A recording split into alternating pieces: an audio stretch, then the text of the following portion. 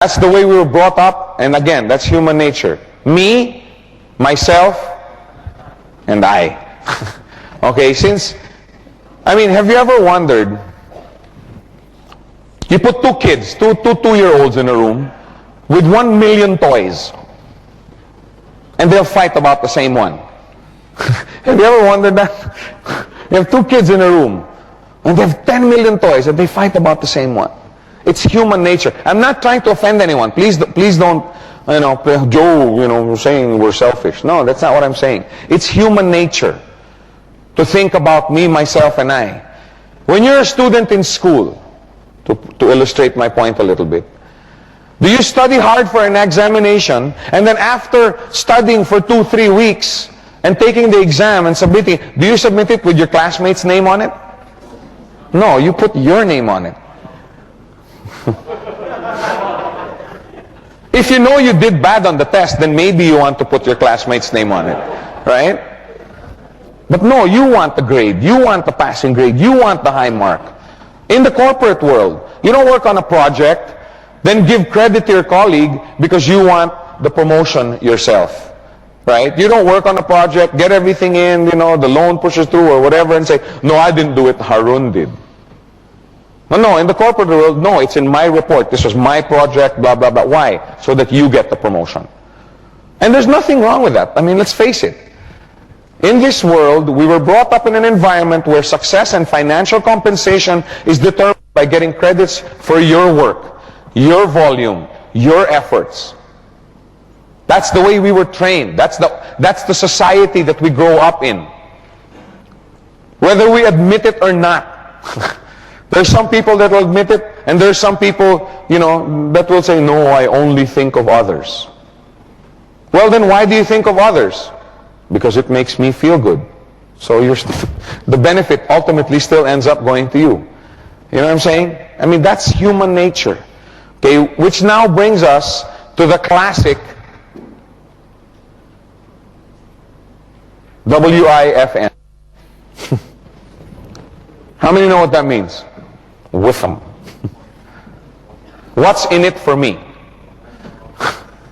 My mom always used to tell me that as a teenager growing up. As long as you build your business that caters to this, in other words, to someone, what's in it for him, then you're going to make money.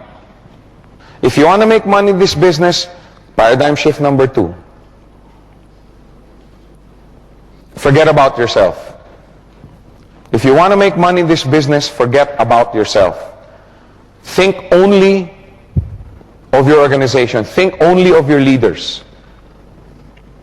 If you spent all your time helping those under you in your organization, what do you think will happen? What do you think will happen? If I spent 8 hours every day helping Harun, bring in his directs, and helping his directs bring in their directs, and then we start helping out and bringing in their, what do you think will happen? Harun starts to earn money. His network starts to earn money. His organization starts to earn money. They would earn more, then they'd be more enthusiastic about building the business. Let me tell you, if you have somebody that you refer to this business, and after 2-3 months they haven't even qualified for their coin, or they haven't had their first step yet, what's going to happen? Do you think they're going to be excited? No, they're going to be really discouraged about the business. You want them to get excited. You want people to be excited under you. That's why, remember I was telling you earlier, I thought when these 40-50 people told me no, that's it, I'm not going to make money in this business. But I was wrong. And like I said, I took it happened to be a blessing in disguise instead of a curse. Because now, can you imagine if these 40-50 people said yes? Can you imagine taking care of 40 or 50 people? Because only Ferdy and my cousin, I thank God that my cousin and Ferdy were the only 2 people that said yes. Because now I had 8, 9, 10 hours a day dedicated to just making sure that they earn. And let me tell you, Ferdy was doing very, very well in another company.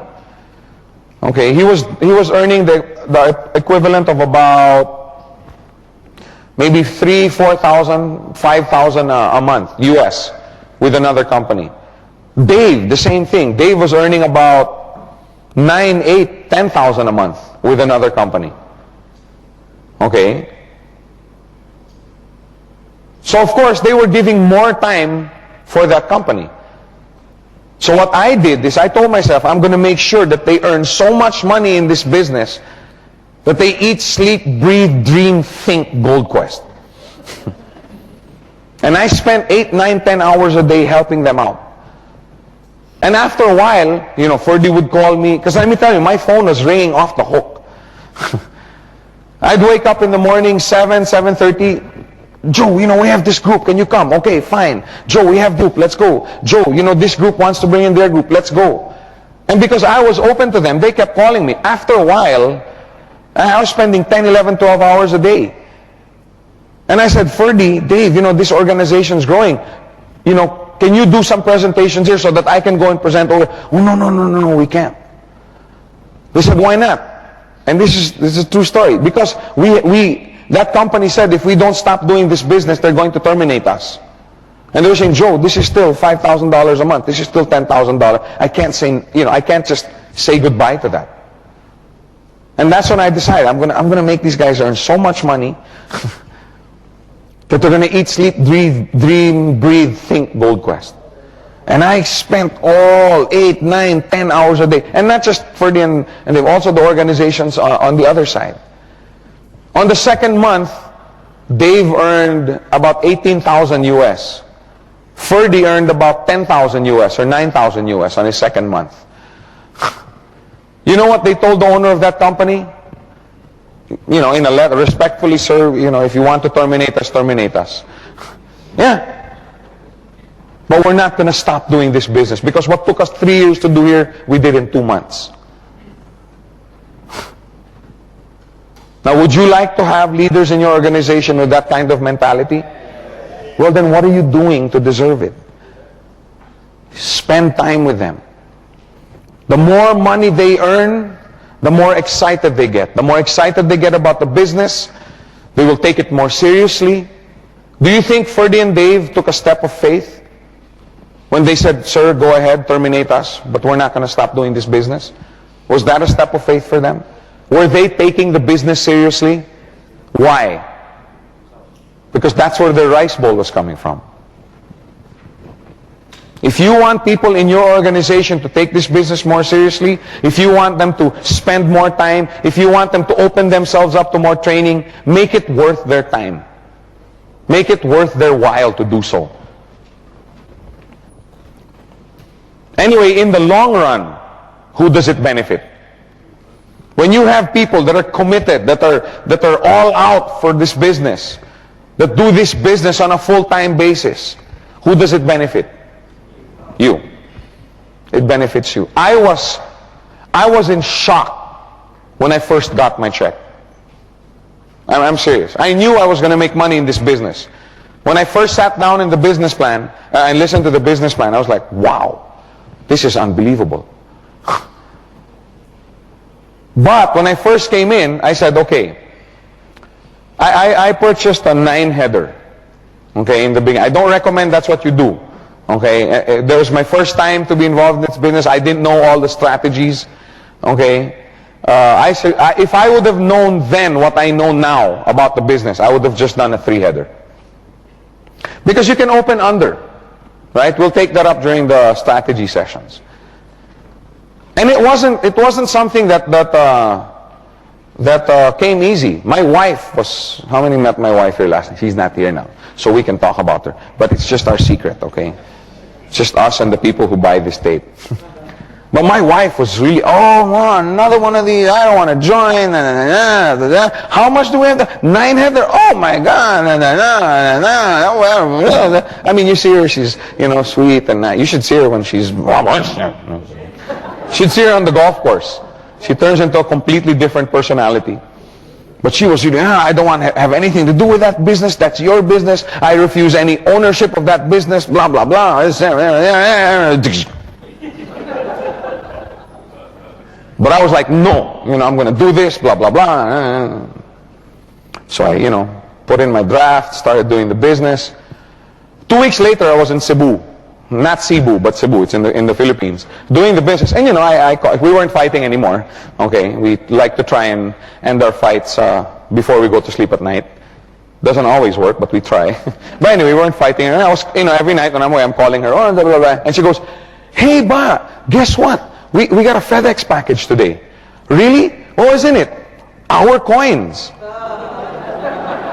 I was like, you mean my coins?" Yeah, our coins. "And also our check." You mean my check?" Yeah, our check. When I came back to Manila, she was with her friends and, "Oh, you should see our new business." I was like, "Our new business? I thought this was my business." But that's the way it is. How many had a similar experience when they were starting the business? You mean my wife said the same thing to you?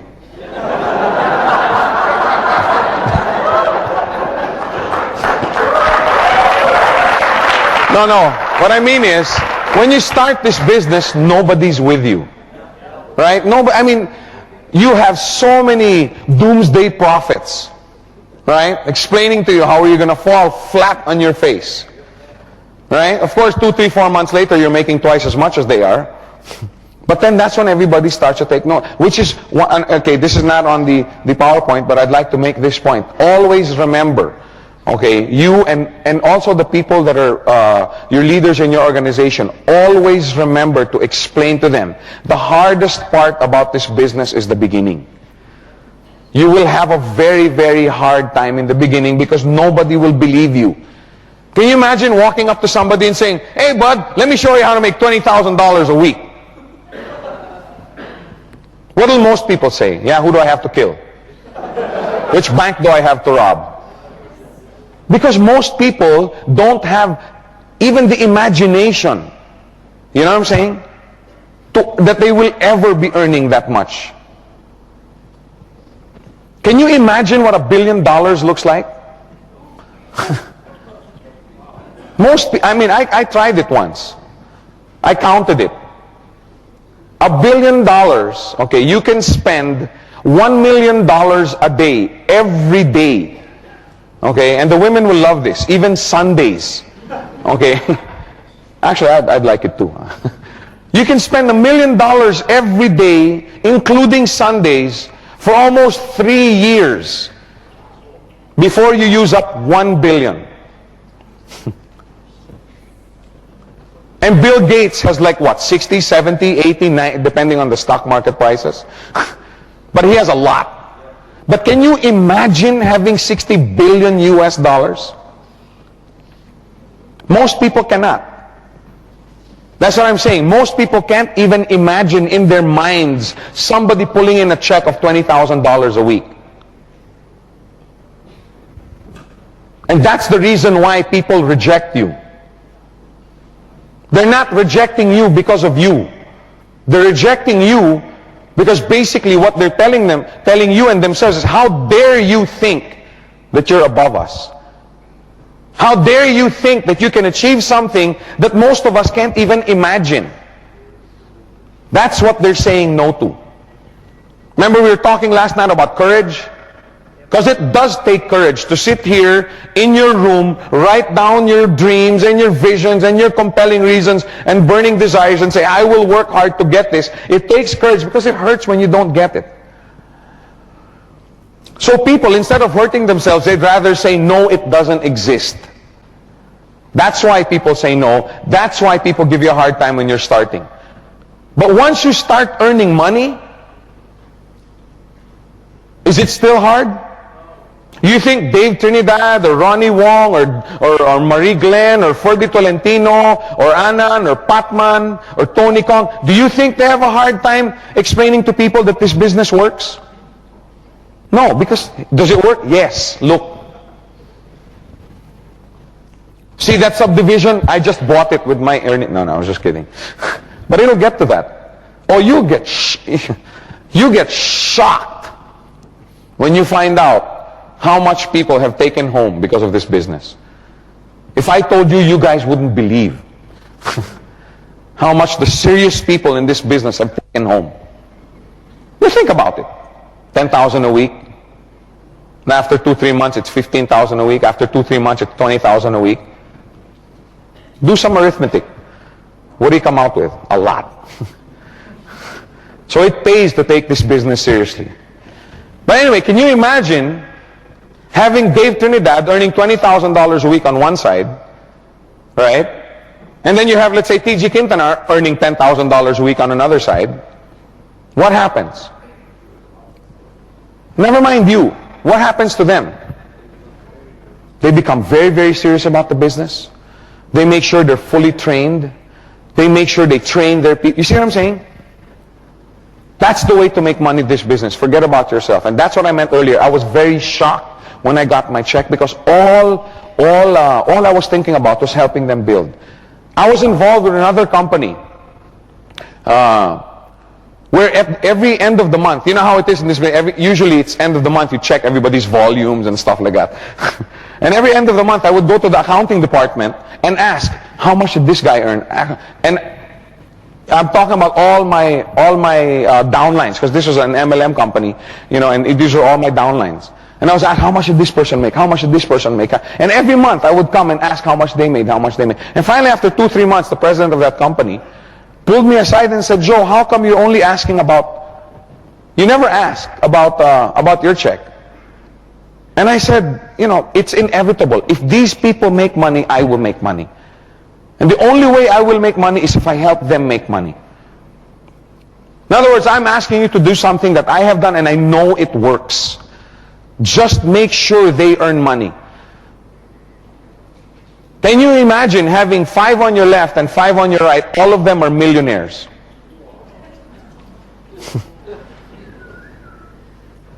What about you? What happens to you? So will you benefit by helping making these people make millionaires, make millions?